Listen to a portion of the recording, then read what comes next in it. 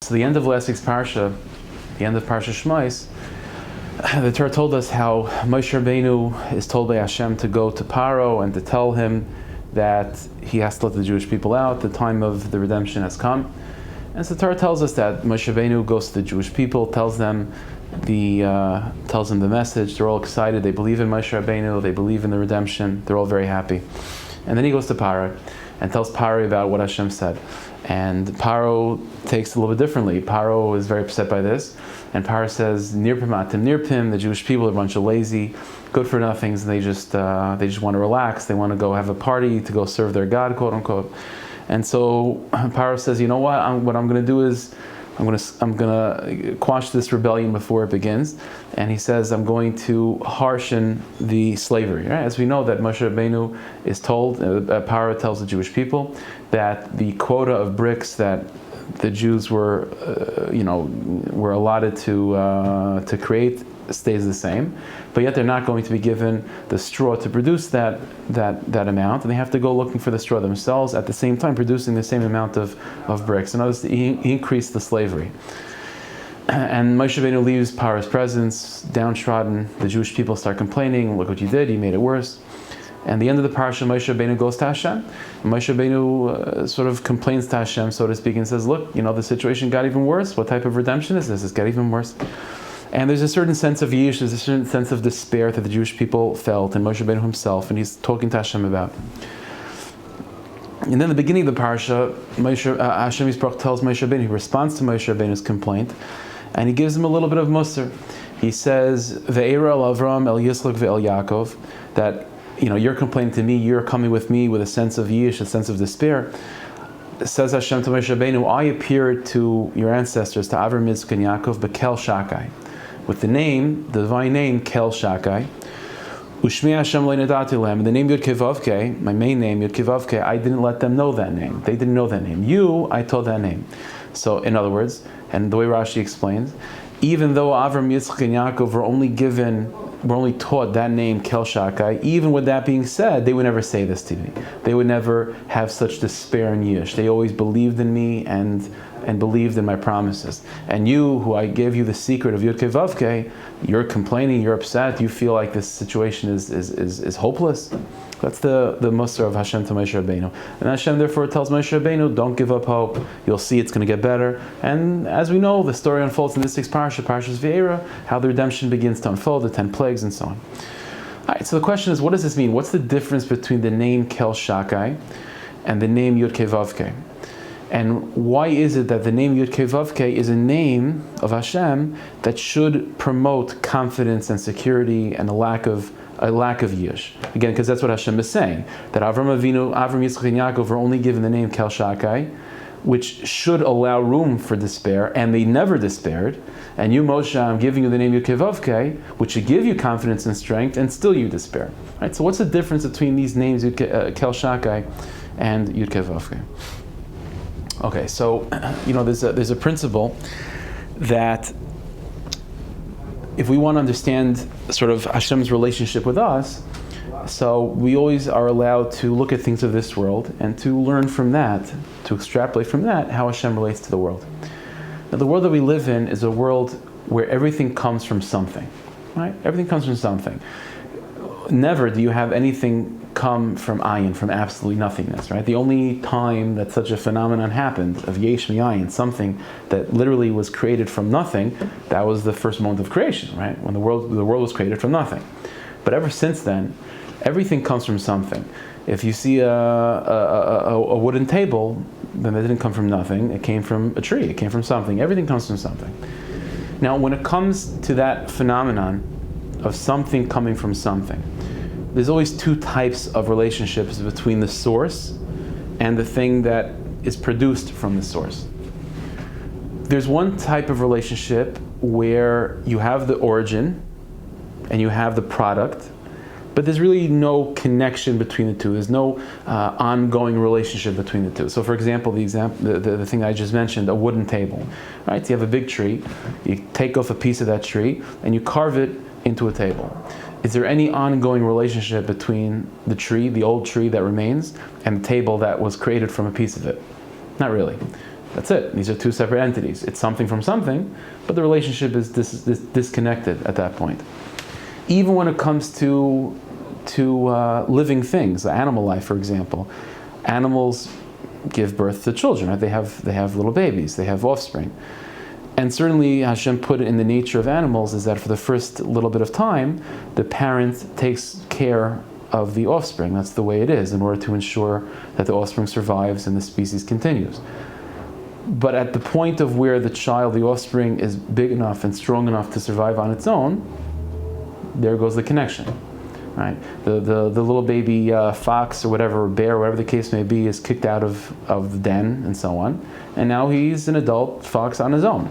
Now that fox obviously came from his parents, but there's no connection. There's no link that really bonds them together at that point. Again, in the beginning, it was necessary for there to be some sort of bond to facilitate the offspring growing healthfully. But at some point, the connection is severed.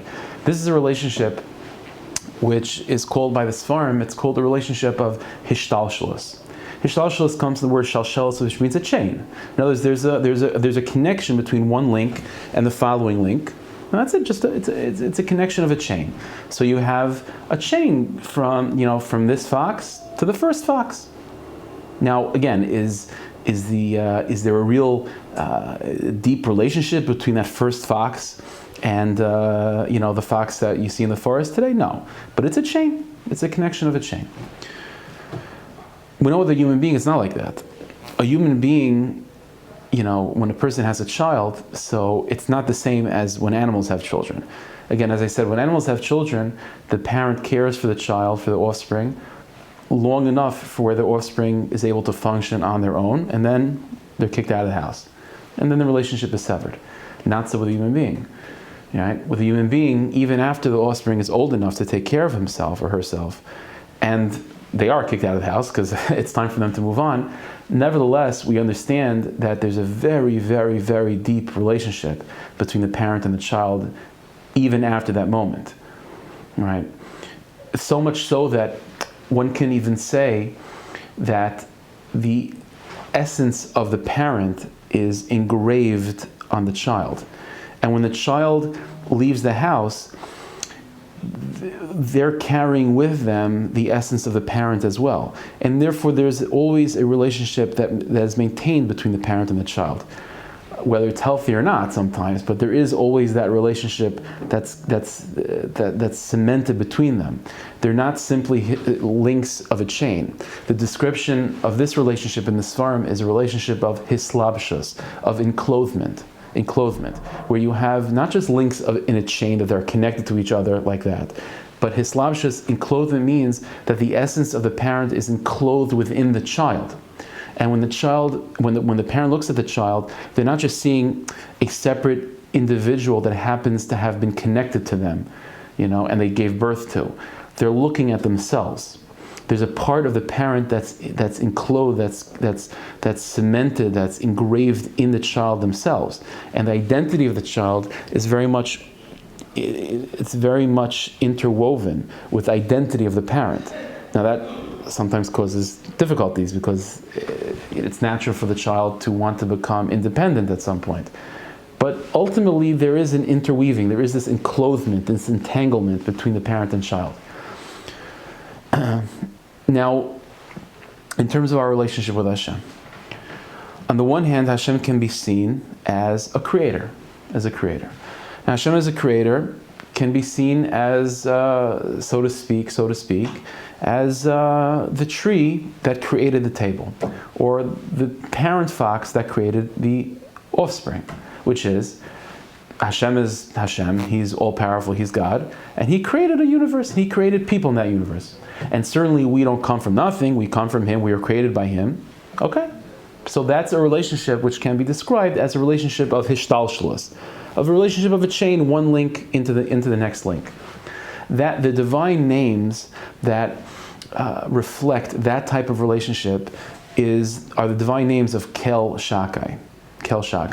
So, for example, the Gemara says that the name Shakai, Shin Daled Yud, is an acronym for the words Sha'amar Lo Lamo Dai. That when Hashem created the world, He saw the world that he made and he said, that's good. That's good. Sh'amar lo lamadai, he said to the world, that's enough. That's perfect. Perfect size, perfect amount. It's just right. Sh'amar lo lamadai. The name Shakeh, therefore, is a divine name that describes Hashem as a creator. As a creator. Somewhat of which again creates a distance between the creator and the created. The name Kel also is a divine name which also represents Hashem being involved in the creative process. The name Kel is connected to kindness and to giving. Chesed Kel Kol Hayom, the pasuk says that the attribute of kindness and giving is connected with the name Kel. So Hashem says to Moshe Rabbeinu, Avram, Yitzchak, and Yaakov, they understood me, they perceived my relationship with the world with the names Kel Shakai, meaning Avram, Yitzchak, and Yaakov were unbelievably great people, and they began to sort of teach the world about the relationship we have with God. And they began the ball rolling. They got the ball rolling, they began the program of Yiddishkeit. In the very, very beginning of our relationship and our understanding of our place with God is first and foremost Kel Shakai. To understand that Hashem is Hashem, and Hashem created the world. We didn't come out of nothing, we didn't just evolve from whatever. Hashem created the world, He continues to create the world, He governs the world, everything that happens is ultimately under His control, and He guides everything in world history and so on. That's Kel Shakai. But only seeing Hashem in that way does not necessarily give the human being the confidence to know that you can get out of whatever problem you find yourself in. Because as long as God is God, and you are you, and you just happen to be created by God, then okay, then that's all it is. Then you're limited with whatever power you personally have. And if you find yourself in a situation which seems helpless and hopeless, then it might be. It might be helpless and hopeless. There's nothing you can do about it. What is the name Yud-Kei Vav-Kei? Moshe Rabbeinu comes to the world to build on the concepts of Avraham, Yitzchak, and Yaakov. That's what Moshe's role is. Moshe Rabbeinu is the one that gave us the Torah. What is the understanding of our relationship with God that Moshe Rabbeinu brings to the table? That's a relationship of realizing that our relationship with God is not just one of a creator versus created. That's a relationship. What Moshe Rabbeinu brings, the next step, is to understand that Hashem's relationship with us is one of hislabshus. It's one of, similar to a human parent with a human child, meaning it's not just simply that Hashem created us and we go our separate ways. Rather, a piece of the divine Himself is encapsulated, is engraved in the essence of who we are. As the Tanya puts it, every single one of us is a chelak elokam imal mamash, a piece of the divine presence Himself. And what that means is that just as it is like as a mashal, as a parable with human parents, that the essence of the parent is engraved within the child, and there's an intermingling, there's an enclothement, there's an entanglement that takes place between them. So it is with Hashem and the Jewish people. We're not just simply created by Hashem, and when we're old enough we go our separate ways. Wherever we go, the deepest recesses of the Jewish soul is intimately bound with God Himself. That's the name Yud-Kei Vav-Kei. The name Yud-Kei Vav-Kei means the one that was, is, and always will be. Which means that however history goes, whatever paths we take, Hashem comes along with us. It's not just that He's once upon a time a creator, looks at the world and says, perfect. He was, and always will be. There's nothing you can do to ever disconnect yourself from God because He's enclosed within you. That's why Moshe Rabbeinu was the one that gives us the Torah. The commentaries ask, why is it that the Torah wasn't given by Avraham, Yitzchak, and Yaakov? Why didn't Hashem give them the Torah? The answer is because the Torah is not just merely, a guidebook or a set of laws that the Creator wants His created world to obey. Torah is much deeper than that. Torah are the keys through which we discover who we truly are. It's the keys through which we discover the godliness within us. The opening line of the Ten Commandments, for example, is I am Hashem your God, Anochi. Chazal say that the word Anochi, I, is an acronym for the words Ano Nafshi Ksavas Yavis, I give myself with these words. That's what Torah is. Torah is not just telling us what to do in life, but Torah is the way through which we experience what life truly is and how divine life truly is. What Hashem is telling Moshe Rabbeinu is that realizing that truth should take you out of any yish. It should take you out of any despair. Because the only room for despair and hopelessness is if you think you're absolutely alone. If you think you're absolutely alone and disconnected from the infinite power of God, then it could be hopeless. Kel Shakai could create hopelessness. But if you realize, if you believe in the name of Kevavke, that wherever you are, the Infinite One is with you, and Hashem is infinite, which means that He could always get Himself out of any mess, right? So then that means that He could help you out as well because you're bound to Him. That doesn't allow any room for yish. It doesn't allow any room for despair. And that's what Hashem is telling Moshe Rabbeinu, that you of all people, that you are going to be the one to give Torah to the Jewish people. You're going to be the one to reveal to the world this mystery called hislabshus, of enclothement, and this concept of the intermingling between the Creator and the created. That's something that doesn't allow room for that feeling of yish, that feeling of despair that you're coming to me with. And that's ultimately what the entire story of the Exodus is about. The entire story of the Exodus was specifically made in such a way where it should come out of helplessness. It should come out of a position of desperation. And the reason for that is because the Exodus leads right into the giving of the Torah, and that's exactly what the Torah is about. What Torah is about teaching us the keys to realize the name Yud Kevavke, that Hashem always was, is, and always will be, that He's bound to us no matter what, and giving us the tools to discover that deeper truth within ourselves.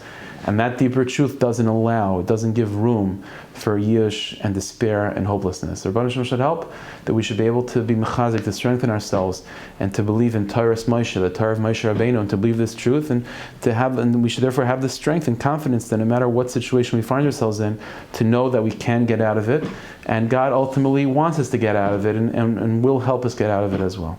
Yashakai. Thank you, Hashem.